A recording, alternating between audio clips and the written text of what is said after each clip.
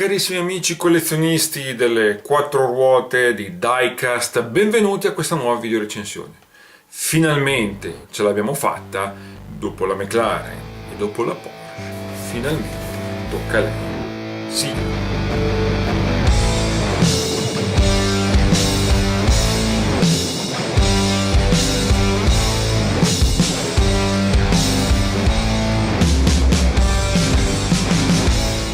Ciao a tutti voi amici collezionisti mascoli e infine eccola qua, la Ferrari Hot Wheels Elite in scala 1/18. Questa recensione in realtà doveva essere realizzata tanto tempo fa, ma poi, come spesso mi accade, tendo a rinviarla, a lasciare indietro le cose che più mi piacciono e desidero. Come per mantenere alto l'hype e l'eccitazione nel tenersi il meglio per la fine. E il meglio in questo caso era anche tenersi la Ferrari come ultima tra le tre supercar sfidanti, la McLaren P1, la Porsche 918 e appunto la Ferrari. Ovvio, come mascolo ferrarista non potevo non tenere questa la Ferrari per ultima. Ma tratteremo il confronto tra le tre in un video dedicato. Qui mi preme analizzare questa Ferrari che tra l'altro è praticamente l'ultimo modello Ferrari licenziato sotto la Hot Wheels. Dico purtroppo perché, come molti di voi avranno avuto modo di verificare, l'inserimento di Burago non è che abbia proprio giovato. Non ha portato il livello qualitativo più in alto, bensì secondo me più in basso. E questo vale tanto per le cosiddette regular e per questa serie Elite nei confronti ad esempio della nuova Signature della Burago. E purtroppo quella Burago è una licenza esclusiva, come fa sempre del resto Ferrari, e il che significa che al di fuori dei produttori artigianali, come ad esempio, non so, BBR, il meglio che i collezionisti possono ricevere una volta era ciò che veniva offerto proprio da questa serie Hot Wheels Elite, e ora dalla Burago Signature. E considerando che pur volendo spendere le BBR hanno come mancanza il fatto che non sono apribili, questa è a tutti gli effetti la migliore, la Ferrari in scala 1/18 ad oggi realizzata. La migliore da poter inserire in collezione. E ora andiamo a vederla nel dettaglio. Come al solito polistirolo, come si conviene alle versioni per collezionismo, e ora andiamo ad estrarla. Ta-da! Ed eccola qua! No, c'è qualcosa che non torna. Questa difficilmente sarebbe stata dentro questa confezione. Quindi in realtà è uno scherzetto, e questo non è la Hot Wheels Elite 1/18, bensì una pur veramente ben fatta replica in una scala maggiore, 1/16, 1/14, non lo so, ma pensate voi, radiocomandata. E per essere un'automobilina radiocomandata, guardate che è veramente, veramente fatta bene. Ma questa magari vedremo un raffronto una prossima volta, per quanto mi abbia stupito la realizzazione di questo modellino che, tolto il fatto che è di plastica e non di metallo, in quanto sarebbe troppo pesante per un'auto radiocomandata, è veramente realizzata da Dio. Ma vabbè, non tergiversiamo, passiamo alla vera Hot Wheels Elite. Eccola qua allora l'originale, l'iconica supercar del Cavallino, l'auto che riceve un'eredità pesante, quella della Enzo, l'auto diventata forse la più iconica di tutte le Ferrari. Tecnicamente ha tutte le carte in regola per rappresentare l'hypercar del Cavallino, a partire dall'immancabile 12 cilindri made in Maranello, che grazie alla parte ibrida in totale fanno raggiungere all'auto ben 963 cavalli. E del resto la potenza, l'agilità, l'assetto, il sound, tutti gli aspetti che rendono la Ferrari il desiderio per eccellenza in tutti gli appassionati di supersportive da strada. Ma quello che ci si chiede è: come design riesce a svettare in modo impareggiabile? Attenzione, perché la risposta è un ni. Ma prima di approfondire il perché, osserviamo il dettaglio di questa Hot Wheels Elite. Scopriremo solo nel finale se questa è l'hypercar di tutte le hypercar. Già da una prima occhiata comunque riusciamo a cogliere la concretezza, l'attenzione per il dettaglio sparso davvero un po' ovunque. L'anteriore nel particolare esalta questa configurazione a freccia del muso con linee affilate, uno splitter che è davvero un rasoio, le fughe nei vari pezzi del telaio telaio davvero uniformi e i fanali che sono davvero ben curati. Ovviamente il badge qui sulla punta, minuto ma ottimo, e se vediamo i due specchietti retrovisori che svettano dalla carrozzeria. Dal cofano, tra l'altro, si intravedono, come potete vedere, le ventole che credo dovrebbero spingere appunto l'aria, prendere l'aria e spingerla ancora di più per fare questo effetto tutto di deportanza. Mentre se andiamo ad aprire vediamo che c'è anche una parte in simulata ovviamente fibra di carbonio qui. Come vedete, se ancora c'era qualche dubbio che questa potesse essere una GT in cui poter caricare le borse per un weekend, no, non è questo il caso. Passando all'alto notiamo ben subito lo scudetto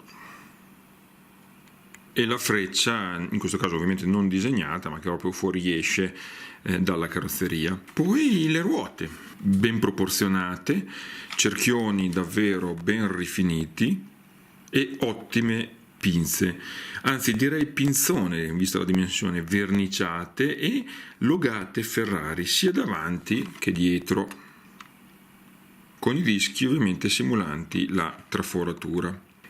Se davanti comunque sfoggia tutta la sportività di un avantreno che continua a citare dopo la Enzo, ha fatto la Enzo la Formula 1, abbiamo poi una vista di lato meravigliosa per il cuneo accentuato da questa verniciatura nera del tetto che assieme al resto della carrozzeria creano una dinamicità fantastica che non manca nemmeno di muscolosità come qua ad esempio sul retro. A proposito di retro, mentre ammiriamo questo sinuoso incrocio di linee per le varie prese d'aria, notiamo come sia proprio forse il posteriore una delle parti più eccitanti e ricche di dettagli di questa vettura. Non si può ovviamente non partire dai due iconici fari posteriori, tondi e sporgenti, mentre tutto il resto è dettagliato correttamente. Le griglie sono reali, fanno per quel poco comunque intravedere il motore, adesso qui non si noterà ma tenendolo in mano si può intravedere. Ben definite le marmitte e tutto l'articolato splitter posteriore. Ovviamente il motore, come abbiamo visto, risplende in vetrina, con sotto la scritta Ferrari, quasi come a firma di quel capolavoro costruito appunto sopra del motore. Ma, vero tocco di classe secondo me di questi modelli, è che non manca la possibilità di estrarre il piccolo alettone posteriore, ecco qua, che sottolinea appunto l'aerodinamica attiva del modello, così può estrarsi e poi può rientrare al di sotto.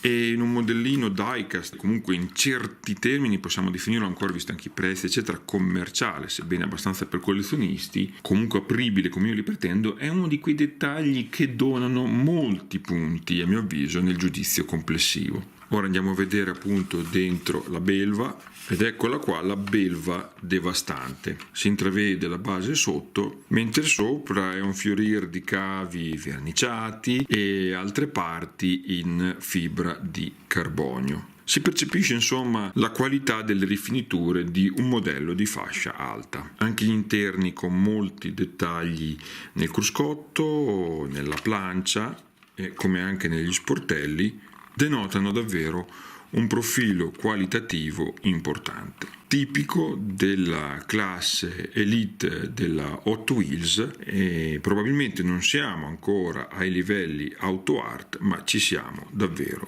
vicini. Fantastici poi i sedili con questo materiale a dare la sensazione della pelle, persino con la simulazione delle impunture. Le cinture anche in tessuto e tutto quanto. Ottima sensazione. Siamo allora al giudizio alla pagella di questo modello. Partiamo come al solito dallo stile, anche per rispondere alla domanda lanciata prima. È un design questo che riesce a svettare in modo impareggiabile? Se vi riesce nei confronti delle rivali McLaren P1 e Porsche 918 lo scopriremo nel prossimo video confronto. Per rispondere qui in termini assoluti la risposta, dicevamo, è ni. Non si riescono in effetti a trovare difetti specifici di spicco. Ciò che le manca è solo la stessa iconograficità, la stessa rivoluzione che seppe creare la Ferrari Enzo alla sua comparsa. È sicuramente esaltante questa la Ferrari, ottima rappresentazione del design da hypercar moderna, con dettagli che continuano a richiamare l'appuntita aerodinamicità derivante dalla Formula 1, così come l'intramontabile classicismo dei fari tondi posteriori. È comunque talmente spettacolare che, pur non eguagliando ciò che fu la Enzo a suo tempo, non può che meritarsi comunque un 10. Si mantiene al vertice della desiderabilità anche visiva. Anche il livello di dettaglio è assolutamente esaltante. Non siamo ai livelli di vertice assoluti come Auto Art o le produzioni artigianali, ma la cura e il numero di dettagli è alto ed appagante, specie nel vano motore che, tra l'altro, ospita lo spoiler mobile, caratteristica abbastanza rara. Un risultato, insomma, mirevole. Come realizzazione, poi, è ancora una volta di alto livello. Ottime proporzioni, luci tra i pannelli ridotte, nonostante la non semplice lavorazione, specie delle portiere e delle loro cerniere. Non è esente da qualche piccolo difettuccio, che sono comunque di impatto decisamente minimale. Si tratta insomma di un modello, a mio avviso, imprescindibile, sia che siate collezionisti Ferrari, sia che collezioniate supercars, perché rappresenta il vertice attuale, il modello attuale di riferimento e lo sarà per un bel po' di tempo ancora. E se volete l'eccellenza nel rappresentare questa La Ferrari, è questo il modello che dovete recuperare. Gettatevi alla ricerca di questo modello su eBay o da qualche collezionista e lasciate perdere quello burago. Non vorrete mica accettare compromessi nel caso di un modello così importante. Quando si tratta del top delle Ferrari, bisogna puntare al modello top. E questo lo è. Detto questo, anche per questa video recensione è tutto. Iscrivetevi per decidere qual è la migliore, la più iconica hypercar del momento, tra la Porsche 918, la McLaren P1 e la Ferrari. Un like ed un commento se il video vi è piaciuto. Grazie per la visione ed alla prossima recensione.